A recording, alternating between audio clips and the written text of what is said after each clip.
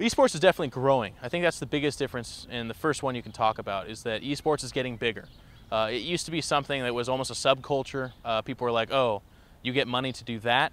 Whereas now, you can actually go to a lot of places and people are like, okay, I've seen you on TV, and I know about that, and my friend does this. And there's a lot of people interconnecting and related to that.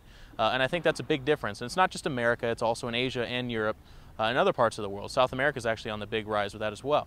I think another big difference with esports is the money.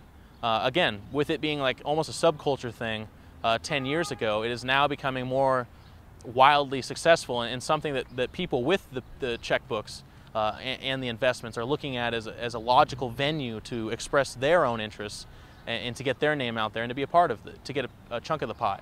So there's a lot of that going on. There's the money and there's also the people involved. I think the third biggest change with esports would have to be, I don't know, the cutting edge of it right now. Like there's a lot of games that are being made competitive that I don't think a lot of people considered. Like Chrome 3D is a pool game that people are playing on a very high level.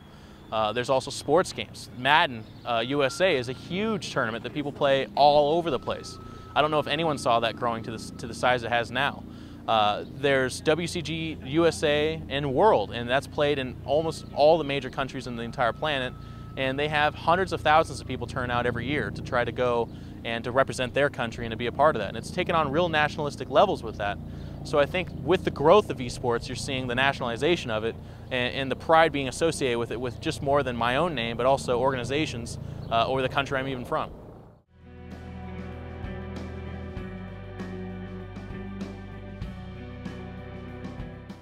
With the growth of esports, you're seeing the natural occurrences that happen in business and other markets as well. The market itself no longer tolerates the real immature or the abusive or the people that go about it the wrong way.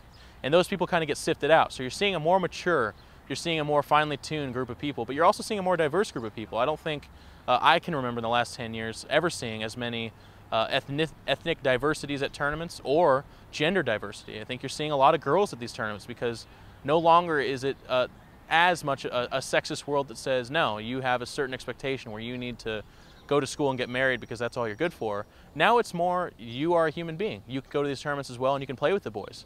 It's still kind of a boys' world, but you're seeing it getting cracked big time and girls are being accepted with open arms by the fine companies. And I mean, look at EG. We have one of the best Guitar Hero 3 Guitar Hero players ever, and she's a female, and she represents the company really well. And I think you're seeing more and more of that.